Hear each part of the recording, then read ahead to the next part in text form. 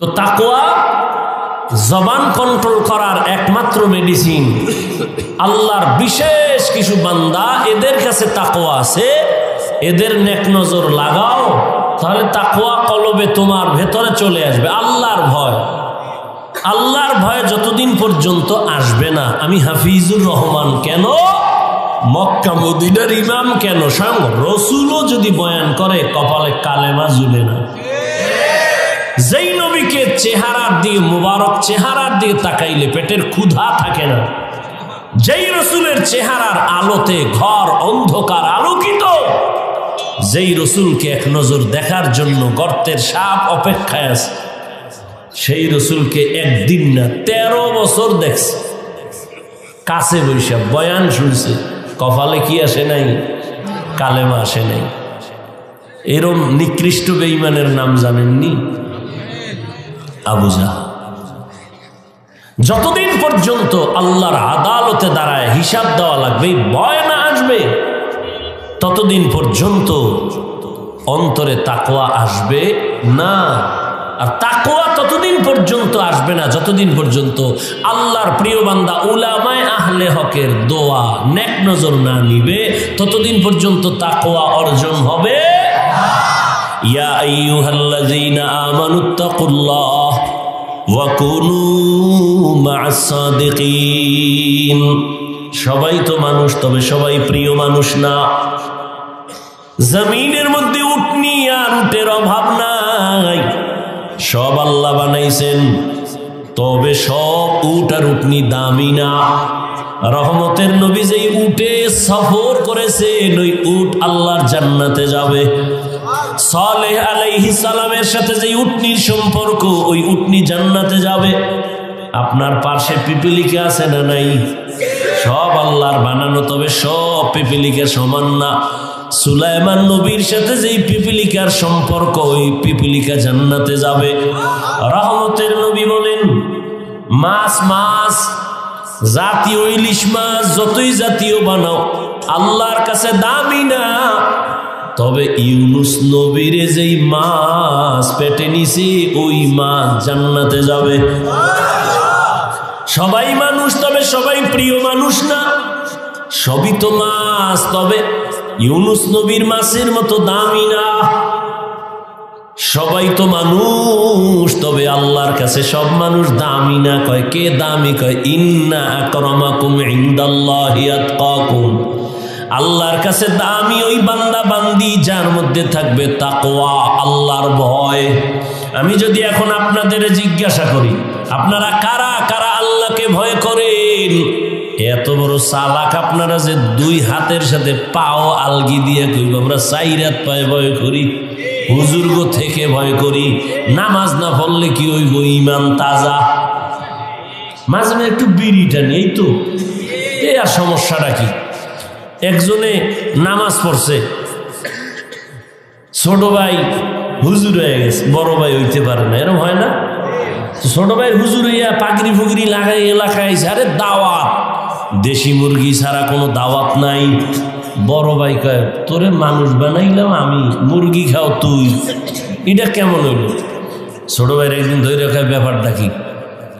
ছোট ভাই কয় ভাই তুমিও ওই দাওয়াত নেও, তবে একটা লম্বা জামা লাগাও, ভাগরি লাগাও, আর ঠিক মতো নামাজ পড়ো। কয়দিন? কয় 40 দিন। তাহলে তুমিও দাওয়াত পাইবা, সম্মান হবে, টাকা পয়সাও পাবা।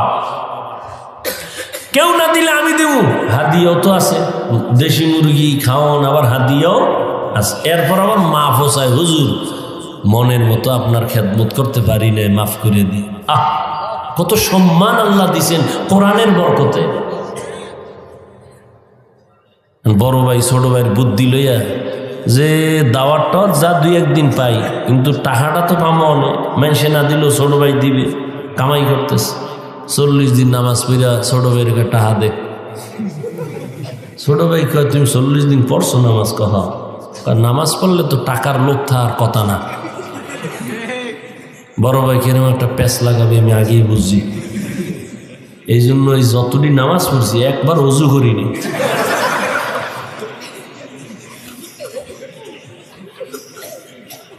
নামাজ পড়ছি ঠিক, সামান্য একটু সমস্যা কি? ওযু করিনি। এই শীতের মধ্যে অজু করা কি কষ্ট। কিছু মানুষকে বুঝুন নামাজ যদি আরো এক ওয়াক্ত বাড়ায় দেন তাহলে অজুটা মাফ করা। ইমাম সাহেব কয় অন্য কথা কইতে চার দোকানে, ভাই নামাজে চলে না জানিস আপনি সভাপতির বলা না কাহা হুজুর চলেন না হুজুর আপনি যান। আরে ভাই চলেন, সমস্যা কি? টুপি নেই, টুপি ছাড়া হইব। কয় হুজুর শরীরটা ভালো না। কেন আপনি মহিলা, শরীর ভালো না? না হুজুর আমার ওই পোশাক ভালো না। কি সমস্যা? সমস্যা না পোশাক ভালো না। এই খারাপ পোশাক দিয়েই নামাজ হইবে। পরে হুজুর আমার মনই ভালো না। ইন্না আকরামাকুম ইনদাল্লাহি আতকাকুম, আল্লাহর কাছে দামি সব থেকে ওই গোলাম যার মধ্যে থাকবে আল্লাহর ভয়। তো যে কথাটা বলতেছিলাম সবাই বলবে আল্লাহরে ভয় করি, যে নামাজ পড়ে না। আজকে এখানে কত আশিক বই রয়েছে, ফজরও পড়ে নাই, জহুরও পড়ে নাই, আসরও পড়ে নাই, মাগরিবও পড়ে নাই, এশাও পড়ে নাই। এখন বাসায় যেয়ে মোবাইল টিপতে টিপতে মোরাকাবা করতে করতে ঘুম, ফজর আর পড়বে না। এই হলো হালাত। অথচ আবার আমাদের কিছু আল্লাহর গোলাম এই শীতের মধ্যে ঠান্ডা পানি দিয়া অজু বানায় মসজিদে যাবে, সেও বলে আমি আল্লাহকে ভয় করি, এই জন্যই অজু বানায় মসজিদে যাই। নামাজ পড়ে না, সেও বলে আল্লাহকে ভয় করি। পর্দা করে না, সেও বলে আল্লাহকে ভয় করি। আমি দাড়ি রাইখা বলি আল্লাহকে ভয় করি, টুপি মাথায় দিয়া বলি আল্লাহকে ভয় করি। আর যারা নামাজ ঠিক মতো পড়ে না, রোজা রাখে না, তারাও বলে আল্লাহরে ভয় করি। দোনো দলের ভয় কি সমান? আসলে ভয়ের হাকিকত বুঝি না। উদাহরণত আমি এমন ভাবে বলি, একটা সন্তান মা বাবাকে ভয় করে, কয় প্রমাণ? মা বাবার সামনে অন্যায় করে না কেন? বলে পিটার ভয়, শাস্তির ভয়। একটা ছাত্র শিক্ষকের সামনে অন্যায় করে না কেন? শাস্তির ভয়। ঠিক যেই মানুষ আমার আল্লাহকে ভয় করবে, ওই বান্দা আল্লাহর শাস্তির ভয় গলায় ছুরি লাগাবে, দাড়ির মধ্যে কখনো ছুরি লাগাবে না। হরকে দারত খৌফে হক দর দিল মাদাম জন্নতুল মাওয়া দেহদ রাম কাম জুজবা হকচি জে মখাজ ইনসুজা ফজলে উ আমস্তে দর জুমলা জাহা। আল্লাহর আযাবের ভয় ততক্ষণ পর্যন্ত আসবে না একমাত্র আল্লাহর প্রিয় বান্দা উলামায়ে কেরামের বন্ধু হও। দুনিয়াতেও লাভ, আখিরাতেও। এই লোকটা আওয়ামী লীগ করে, বিএনপি করে, কিন্তু হুজুরের লগে বন্ধুত্ব। মাদ্রাসায় টাকা দেয়, মসজিদে দেয়, সব মানুষ ভেজালে আছে, কিন্তু হুজুরের বন্ধু যে মাদ্রাসায় দান করে, আওয়ামী লীগ বিএনপি যাই করুক কোনো ভেজালে পড়ে না। দুনিয়ায় লাভ, আলেমের সাথে সম্পর্ক থাকলে আখিরাতেও লাভ। এরে যুবক, দুনিয়াতে বহু বন্ধু পাইছো, সব হলো চান্দাবাজ আর ধান্দাবাজ। জীবনে তোমার কলিজার একমাত্র আপন বন্ধু উলামায়ে কেরাম। তুমি যারে ভালোবাসো, এ কত বড় স্বার্থপর। স্বার্থে আঘাত লাগলে দল থেকে নাম কাটবে না, কল্লা কাটবে। একই দলের মানুষ, কিতে স্বার্থে আঘাত লাগছে, এক গ্রুপ হইয়া আর এক গ্রুপের মেরে ফেলাইছে। এই ঘটনা ইন্ডিয়ার, নাম তো সোনার বাংলা। হ্যাঁ, সোনার বাংলার তাজা খবর। কিন্তু উলামায়ে কেরামের জীবনে 1 টাকা দিয়া সহযোগিতা করো না। ইমাম সাহেব মসজিদে আছে, বেতন দেয় 7,000, গ্রাম এলাকা আরো কম, শহরে একটু বেশি 10,000, আবার 6 মাস বাকি। এরপর আবার ইমামের রিমান্ডে রাখে। রিক্সাওয়ালাও একক তো নামাজে না থাকলে, হুজুর গেছিলেন কই? ইমাম সাহেব কয় কে তুমি? আমি রিক্সার ড্রাইভার। এত পাওয়ার? কয় 5 টাকা মাসে বেতন দেই। পাওয়ার মানে এরপরে ইমাম সাহেব কাউকে গালি দেয় না, বরদোয়া করে না, কারোর সামনে খারাপ আচরণ করে না। আর সব স্বার্থপর, স্বার্থে আঘাত লাগলে মোবাইল থেকে নাম্বার বন্ধ করে দেয়। এরে নবীর আশিক, এই উলামায়ে কেরাম এই জাতিকে নিয়ে যেই পরিমাণ ভাবনাটা ভাবেন, আল্লাহর কসম এই ভাবনা আর কেউ ভাবে না।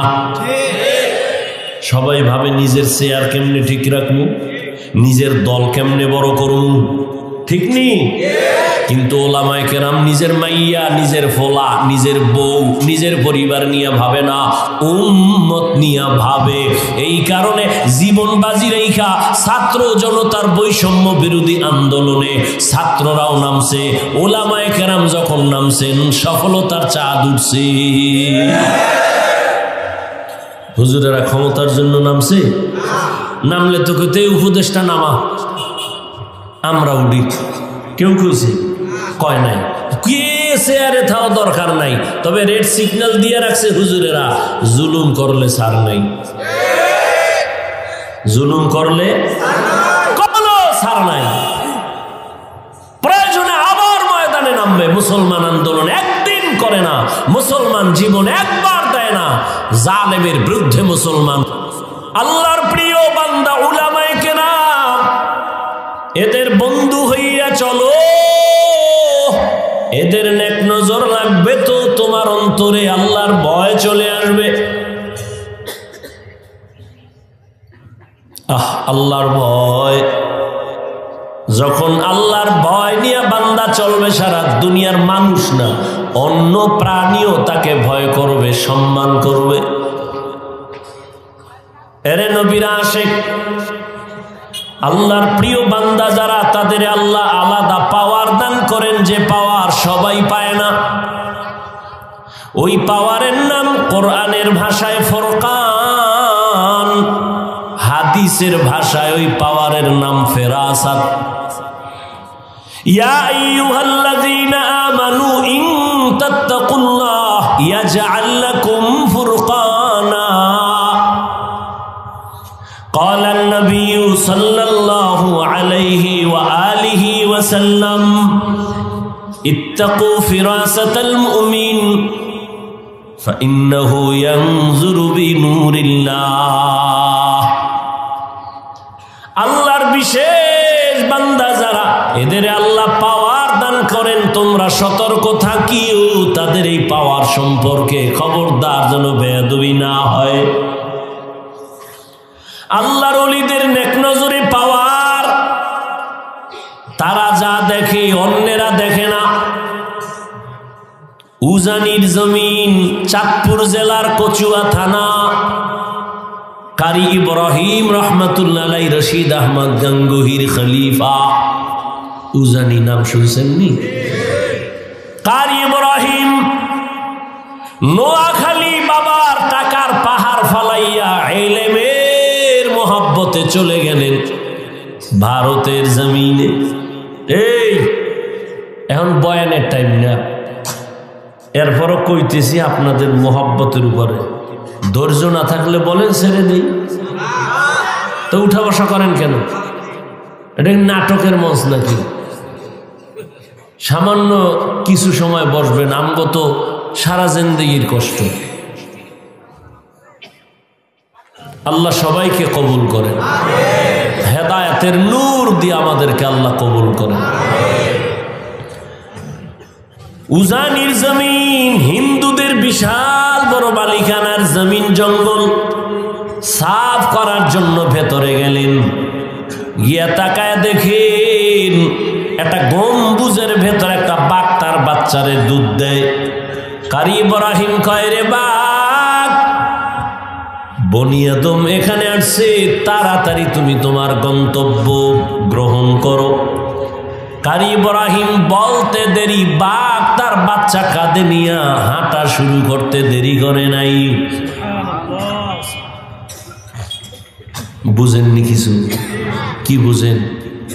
এটা কেমন যে বাঘের কথা কইছে শুনছি, এটা কথা হইল?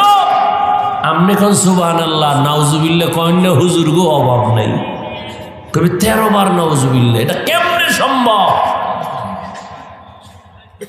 আল্লাহ কয় আমার কুদরতি পাওয়ারে সম্ভব। বলে কেমন পাওয়ার? আমি ছোট, আপনাদের বুঝাবার জন্য একটা দুনিয়ার লাইনে যেন সহজে বুঝেন উদাহরণ দেই। এই যে গ্রাম এলাকায় গরু দিয়ে চাষ করে না, যারা চাষাবাদ করে এরা শিক্ষিত, একটা থার্ড ক্লাসের মানুষ। এই গরুর লগে কথা কয়, দেখছেন নি? এ গরু দাঁড়া, দাঁড়ায়নি, হ্যার ভাষায় হে কয় এ গরু ডাইনে যা, যায়নি, বামে যা, যায়নি, যায়। ওই যে মুরগি হাঁস, 500 হাঁস খেতে, মালিক যখন সন্ধ্যাবেলা হ্যার ভাষায় ডাক দিছে দৌড়, আমনে যাই ডাকলে হারাম হয়তো না, মালিক ডাক দিছে দৌড়। তাহলে একটা থার্ড ক্লাসের বেআমলওয়ালা কৃষি মানুষ, কৃষিজীবী মানুষের কথা যদি গরুয়ে হুনে, কারি ইব্রাহিমের কথা বা কেন শুনবে না? আউলিয়ারা কারে উকবা ইখতিয়ার, জাহেলারা কারে দুনিয়া ইখতিয়ার। মাইলে মোমেন সোয়ে মোমেন মিশাওয়াত, মাইলে কাফের সোয়ে কাফের মিশাওয়াত। আল্লাহ পাওয়ার দান করেন, আল্লাহর বিশেষ বান্দা, এদের নজর পড়লেই অ্যাকশন। এলাকার বড় গাঞ্জাখোর বেনামাজি একটা বাচ্চার দিকে বদনজর মারছে, তো বাচ্চা খালি শুকায়, ডাক্তারও পারে না ঠিক করতে। আসেনি? নারিকেল গাছে এত নারিকেল নাই, কেউ কয় গাঞ্জাখোরের বদনজর লাগছে। আপনি কদু গাছ আছে কত সুন্দর, জুতাটা নাইছে, জুতা কেন কয় জুতাটা নাইলে কদু অনেক বরকতওয়ালা মিষ্টি হবে বেশি, কারণ জুতার ভিতরে বরকত নমরুদ্দার গালে লাগছে। আসলে কি জুতা বরকতের লেগে টানায়? কেন? একটা গাঞ্জাখোরের চোখের নজরে যদি একটা বাচ্চার মধ্যে রিয়াকশন হয়, একজন জাকিরিন শাকিরিন তাকওয়াওয়ালা যদি দুনিয়াদারের দিকে নেক নজর লাগায়, অ্যাকশন হবে না কেন? সোহবতে লে তোরা লে কুনাত, সোহবতে লে তোরা লে কুনাত জমানা, সোহবতে বা আউলিয়া বেহতেরা সদ সালা তাআত বেরিয়া। আল্লাহর খাস বান্দা যারা ওলি আউলিয়া, তাদের নেক নজর লাগাই। ওরে যুবক, তাকওয়ার মেডিসিন দাও, এরপরে জবানটারে কন্ট্রোল করো। কেমনে করি? কয় মৌলিক কয়েকটা গুনাহ থেকে জবানের বাঁচাও, এরপরে কয়েকটা মৌলিক নেক আমল জবানে চালু করো, গুনাহ কম হবে। আমি সংক্ষেপে শেষ করতেছি। জবানের 1 নাম্বার মৌলিক কটা গুনাহ ছাড়েন, কটা নেক করেন, জিহ্বারে ব্যস্ত বানায় দেন, গুনাহ কি হবে? কম হবে। জবানের দ্বারা একটা মৌলিক গুনাহ ছাড়েন, মিথ্যা বলা ছাড়েন। মিথ্যা কথা থেকে জবানকে বাঁচান, কারণ মিথ্যাবাদী দুনিয়ায় মরার আগে ধ্বংস হয়ে যাবে। ওয়াইলু ইয়াউমাইযিল লিল মুকাজ্জিবিন, ওয়াইলু ইয়াউমাইযিল লিল মুকাজ্জিবিন। মিথ্যাবাদীর জন্য ওয়াইল নামক জাহান্নাম। তাহলে 1 নম্বরে মিথ্যা বলা যাবে? বলার সময় নেই। এক চোরায় গেছে নবীজির কাছে, ইয়া রাসূলুল্লাহ আমি মারাত্মক অপরাধী, তবে একসাথে ঔষধ দিলে পারবো না, অল্প অল্প দিবেন, আস্তে আস্তে ঠিক হব। কি সমস্যা? বলে 1 নাম্বার আমি চুরি করি, নাম্বার 2 আমি জেনা করি, এরপরে আমি মদ পান করি, আর আমি মিথ্যা কথা বলি। চোরায় ভাবছে নবী মনে হয় শুনে কইবে ঠিক আছে, সব যেহেতু পারবি না আপাতত চুরিটা ছাড়। নবী হ্যাঁ না কইয়া কয় মিথ্যা কথা ছাড়। অদা করছো? কাহা করছি। গজা এই 1 ঔষধ লয়ে বাড়ি যা, এবার আবার এস। চোরায় খুশি, আমার ধারণার উল্টা, চুরি ছাড়তে কয় নাই তো আজকে চুরি হইব বরকতের, যেহেতু নবী জানছে। বাড়ি যেয়ে চিন্তা করে আজকে বড় একটা জায়গায় ঢুকবো, বরকতের চুরিটা আজকে ছাড়া যায় না। কিন্তু রহমতের নবী, শ্রেষ্ঠ নবী, শ্রেষ্ঠ ডাক্তার এমন একটা মেডিসিন দিছেন, এক মেডিসিনে বান্দা আল্লাহর ওলি হয়ে যাবে, সেই মেডিসিন লাগায় দিছেন। চোরায় কয় নবী চুরি করতে নিষেধ করে নাই, মিথ্যা ছাড়তে বলেছে, যাই আজকে চুরি করি। যাইতে যাইতে মাঝখানে গিয়ে পেরেশান হয়ে গেল, নবী জানে আমি চোর। বাড়িওয়ালায় যদি নবীর কাছে যায়, নবী তো আমারই ডাকবে, ভাই ওই বাড়ি চুরি হয়েছে, করছে কি? আমি নতুন ভাবে নবীর সামনে চোর হয়ে দাঁড়াতে চাই না, চুরির গুল্লি মানি, বাড়ি দৌড়, চুরি আর করবো না। মদের বোতল নিচে মাথা গরম, একটু মদ টান দিলে মাথা ঠান্ডা হবে। কি ভাই, মদ পান করলে মাথা ঠান্ডা হয় না? মদ খাইয়েই কয় বউরে মা। একটাই মদের বোতল টান মাইরেই কয় গোটা দেশের মালিক এখন আমি। বউকে তুমি দেশের মালিক, ঘরে তো চাউল নাই, কত বোতলের দোষ, আমার কি?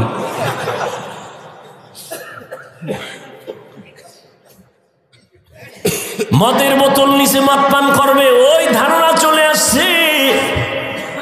রহমতের নবীর সামনে আর আমি মদুদি হইয়া দাঁড়াতে চাই না। আল্লাহর ভয় অন্তরে এসে গেছে, এক মেডিসিনে সব টাইট। মদের বোতল ফালায় দিছে, জেনার রাস্তা বন্ধ করছে। আল্লাহর নবী কয় চুরি বন্ধ করে, এটা না বলে বলছে মিথ্যা ছাড়িয়া দাও। মিথ্যা মানুষকে ধ্বংস করে দেয়। ক্বালান নবী সাল্লাল্লাহু আলাইহি ওয়া আলিহি ওয়াসাল্লাম ইয়াকুম ওয়াল কিযব ফাইন্নাল কিযবা ইয়াহদি ইলাল ফুজুর ওয়া ইন্নাল ফুজুরা ইয়াহদি ইলান নার। মিথ্যা মানুষকে খারাপ দিকে নিয়ে যায়, পরিণাম ফলে জাহান্নাম। মিথ্যা মারাত্মক, দুনিয়াতেই মিথ্যা কেউ পছন্দ করে না। মিথ্যা কইয়া কইয়া জনগণের টাকা খাইয়া বিল্ডিং বানাইছে, কপালে ঘুম নাই, দুদক কয় এত টাকা পাইছে কই, হিসাব দে, ঘুম শেষ। মিথ্যা থাকে না, আল কিযবু ইউহলিক, মিথ্যা মানুষকে ধ্বংস করে দেয় মরার আগেই। তাহলে জবানকে কন্ট্রোল করার জন্য মৌলিক গুনাহ ছাড়বো, এক নম্বরে কি বলবো? কিন্তু মোবাইল তো বরকতের, মিথ্যার জুরি। ঘরের মধ্যে মোবাইল কানে লাগায় এক পাওনাদারে টেলিফোন করবে, মোবাইল বন্ধ বন্ধ, ফট করে খুলে লাগছে, ফট করে কল ঢুকে গেছে। এইবার কয় স্যার কই? পাওনাদার ঘরে বই, আমি জমিনে নাই। কয় না তাজা তাজা মিশা কথাই মোবাইল দিয়া, বউয়ের লাগে মিশা কথা। রাত বাজে 12টার উপরে, হে কোনানে বইয়া আবার সাইড কালেকশন করে। বউকে এত দেরি, খাই ফোন টোন দিও না, আসি আমি বাড়ির পাশেই আছি, আইতিস। কি মিথ্যা হয় না? হাসতে হাসতে মিথ্যা কথা বলি। আল্লাহ মিথ্যা থেকে আমাদের জবানকে হেফাজত করুন। আর একটু বলি, 2 নাম্বার, জবানের দ্বারা গালি দেওয়া যাবে না। গালি দেওয়া হালাল না হারাম? কুল্লি ইবাদি ইয়াকুলুল্লাতী হিয়া আহসান ইন্নাশ শাইতানা ইয়ানজাগু বাইনাহুম ইন্নাশ শাইতানা কানা লিল ইনসানি আদুওয়াম মুবিনা। ও নবী, কাফেরকে বলে দেন, মুমিনকে বলে দেন, কুল্লি ইবাদি আই ইবাদিয়াল মুমিনিন ইয়াকুলুল কুফার। নবী মুমিনদের জানায় দেন কাফেরের সাথে যেন খারাপ আচরণ না করে, করলে মুমিনের ক্ষতি বেশি হবে, শয়তানে ঝামেলা লাগায় দিবে, মুমিনের ক্ষতিটা হয়ে যাবে। কাফেরের সাথে যদি খারাপ আচরণ আল্লাহ নিষেধ করে, তো মুমিন হইয়া মুমিনের সাথে কেমনে খারাপ আচরণ করব, কেমনে গালি দিব? ক্বালান নবী সাল্লাল্লাহু আলাইহি ওয়া আলিহি ওয়াসাল্লাম সিবাবুল মুসলিমি ফুসুকু ওয়া কিতালুহু কুফরুন। মুমিন হয়ে মুমিনকে গালি দেওয়া পাপিষ্টের কাজ, মুমিন হইয়া মুমিনের বিরুদ্ধে জিহাদের ঘোষণা দেওয়া বেদিনদের কাজ। ক্বালান নবী সাল্লাল্লাহু আলাইহি ওয়া আলিহি ওয়াসাল্লাম আল মুসলিমু মান সালিমাল মুসলিমুনা মিন লিসানিহি ওয়া ইয়াদিহি।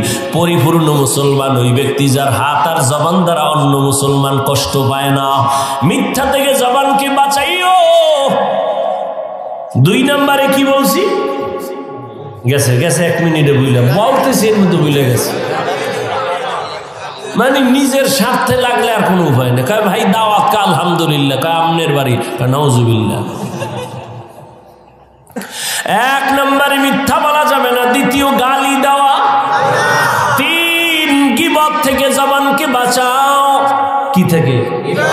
ইয়া আইয়ুহাল্লাযীনা আমানু জতানিবু কাসীরাম মিনাজ-যন ইন্না বা'যাজ-যন্নি ইসমুন ওয়া লা তাজাসসাসু ওয়া লা ইয়াগতাব বা'যুকুম বা'যা আইয়ুহিব্বু আহাদুকুম আন ইয়াকুলা লাহমা আখী মাইতান ফাকারিহতুমু ওয়াত্তাকুল্লাহ ইন্নাল্লাহা তাওয়াবুর রাহীম।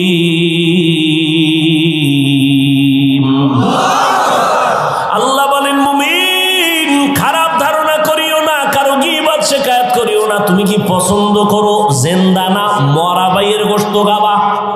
কেউ পছন্দ করে? নবী বইয়ে রয়েছে, সাহাবায়ে কেরাম বসা, একজন উঠে যাইতেছে, আর একজনে হ্যার দোষ শুরু করছে। নবীকে একটা খিলাল দাও। খিলাল বুঝেন না? দাঁত খসে, এই আর একটা খিলাল দাও। কেন ইয়া রাসূলুল্লাহ? তুমি দাঁত খিলাল করো কেন? কয় গোশত খাইছো। কয় 1.5 মাসে খাই না, গোশত দেখা নাই। এই মাত্র খাইলা। কয় কেমনে? কই যে গীবত করলা, মরা ভাইয়ের গোশত খাইছো, দাঁত খেলাও করো। আর আমগো তো গীবত ঘি আর ভাতের মতো মিলে গেছে। স্বামী আর স্ত্রী ঘরে বয়ে বয়ে গীবত, 2 জন এক জায়গায় হইলেই গীবত। আছে না নাই? গীবত বড় মারাত্মক। আল গীবাতু আশাদ্দু মিনাজ জিনা, জিনা থেকেও মারাত্মক অপরাধ গীবত। আর এখন তো গীবতের ফ্যাক্টরি, গজবের মোবাইল, লিখতে তো আর বিসমিল্লাহ লাগে না। কত বড় কুলাঙ্গার সন্তান হইয়া বাবার নামে ফেসবুকে লেখে, নাই? ছাত্র হইয়া শিক্ষকের বিরুদ্ধে লেখে। এরা সুসন্তান হতে পারে না। আল্লাহ হেদায়েত দান করুন। গীবত বড় মারাত্মক। ওয়াইলুল লিকুল্লি হুমাযাতিল, ওয়াইল নামক জাহান্নাম। যারা গীবত করে, মানুষের নামে বদনাম করে, আবার বানায় বানায় অপবাদ দেয়, ওয়াইল নামক জাহান্নাম। আল্লাহ আমাদেরকে আপনি গালাগালির থেকে হেফাজত করেন, আমাদের জবানকে গীবত থেকে হেফাজত করেন। আর বেশি কমু না, আর 2-4 মিনিট। কয়টা গুনাহ ছাড়তে হইব? বড় বড় মিথ্যা, গালি, গীবত। আল্লাহ তৌফিক দান করেন। কারণ এটা ছাইরে কি জবানটারে আটকানো যাবে না তো, একটা কাজ দিতে হইব না। বোতল খালি থাকলে তো অন্য কিছু আসবে, একটা কিছু রাখতে হইব তো। কথা জিব্বায় নেক আমল কয়টা রাখেন চালু করে, তাহলে গুনাহ কম হবে। মৌলিক কয়টা নেক আমল যেটি কষ্ট নাই। কয় কি? 1 নম্বরে জবান দ্বারা আল্লাহর কোরআনের তেলাওয়াত চালু রাখেন, হাঁটতে চলতে উঠতে বসতে আল্লাহর কোরআনের তেলাওয়াত। বাঙালি চালাক তো, ফট করে কেউ পারি না। আল্লাহ কইবে এত তাড়াতাড়ি জবাব দিয়ে লাইছো, বুদ্ধি তো কম না, যা বিনা হিসেবে জান্নাতে। কি জবান হবে? চিন্তা করছো মরাটারে মারো কেন, লড়ে কেন? জিগাইলি পারি না কেন? ব্যস্ত, ব্যবসা বাণিজ্য চাকরি নিয়ে। আল্লাহ কইবে ফেরেশতা, করোনার টাইমটা উল্টো, এর দোকান বন্ধ, ব্যবসা বন্ধ, চাকরি বন্ধ, ট্রেন বন্ধ, ফ্যাক্টরি বন্ধ, দুনিয়ার সব বন্ধ। আমি মসজিদ বন্ধ রাখি নাই, মাদ্রাসা বন্ধ রাখি নাই। ওই সময় কোরআন পড়লো না কেন? আমল নামা খুলে দেখবো, ও আল্লাহ ওই টাইমে লুড্ডু খেলছে আর ক্যারাম বোর্ড, ব্যস্ত আছি। আছে না নাই?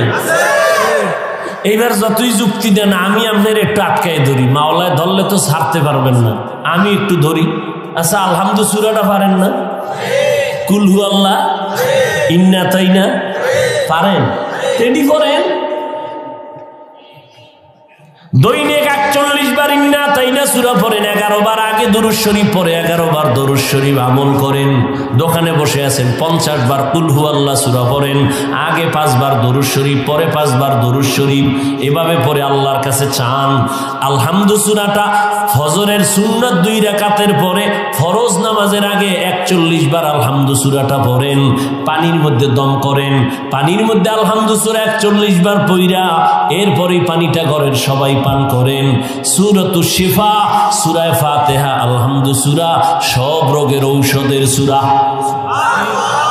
হুজুর আলহামদু পড়মু কখন? নামাজই পড়ি না, তো এর আলহামদুর চিন্তা কি? হাঁটতে চলতেই তেলাওয়াত তেলাওয়াত তেলাওয়াত।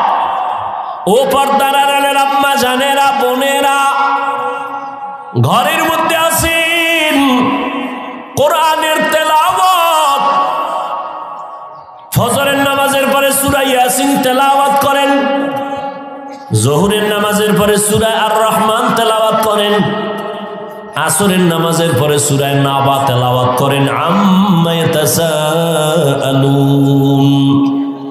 আনিন নাবাইল আযীম আল্লাযী হুম ফীহি মুখতালিফুন।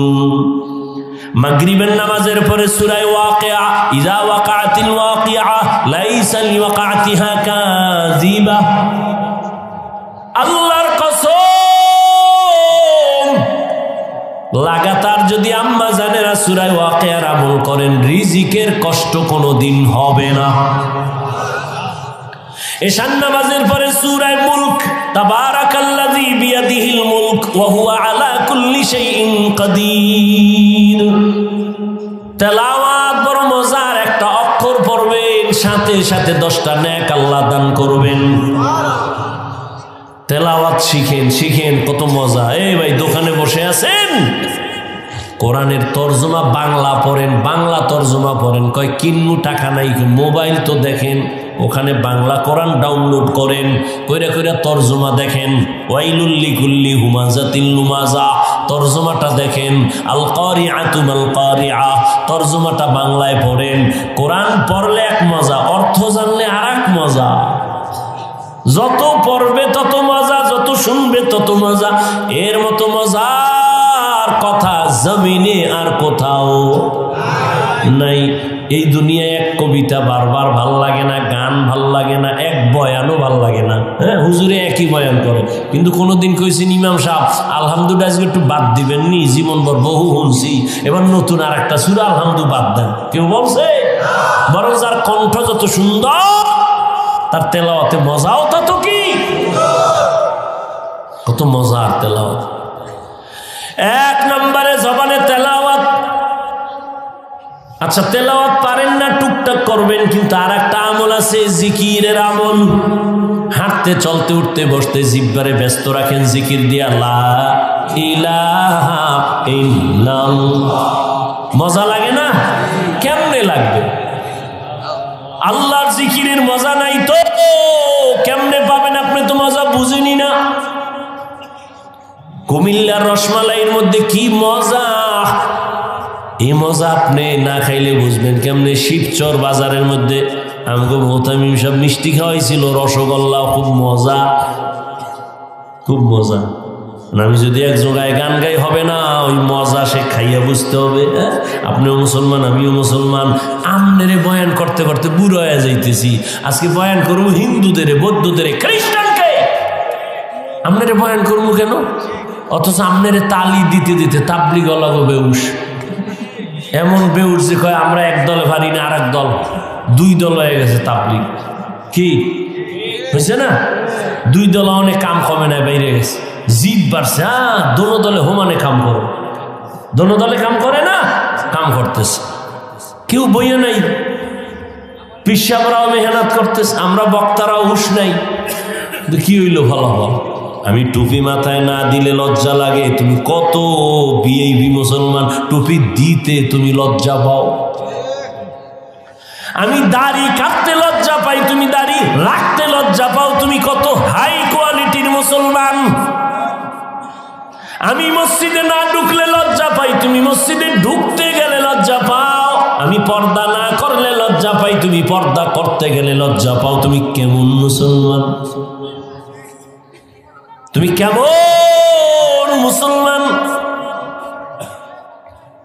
তোমার চিন্তা নাই, আল্লাহর আদালত আছে, জবাব দিতে হবে, কোনো চিন্তা নাই। মনের মতো চলতেছো, কিন্তু তোমার সন্তানও কিন্তু ওই পথের পথিক হইতেছে। আল্লাহ হেদায়েত দান করুন। তাহলে জবানকে নেক আমল দিয়ে চালু রাখবো। 1 নম্বরে কি বলছি? জবানের আমল তেলাওয়াত দ্বিতীয় আমল, জিকিরের মধ্যে উত্তম জিকির হলো লা ইলাহা ইল্লাল্লাহ। আবু সাঈদ খুদরি রাদিয়াল্লাহু তাআলা আনহু বলেন, মুসা নবী একদিন আল্লাহকে বলেন, হে আল্লাহ, পুরান জিকির তুমি নতুন একটা জিকির আমারে দাও তো, যেটা কাউরে দাও নাই। আল্লাহ কয় এই জিকির করো লা ইলাহা। মুসা নবীকে আল্লাহ এটা দিয়ে পুরান সবাই পারে। আল্লাহ কয় হে মুসা, আসমান জমিন সহ সব যদি এক পালায় রাখো আর এই কালেমা ভিন্ন পালায় রাখো, কালেমার পাল্লা ভারী হয়ে যাবে।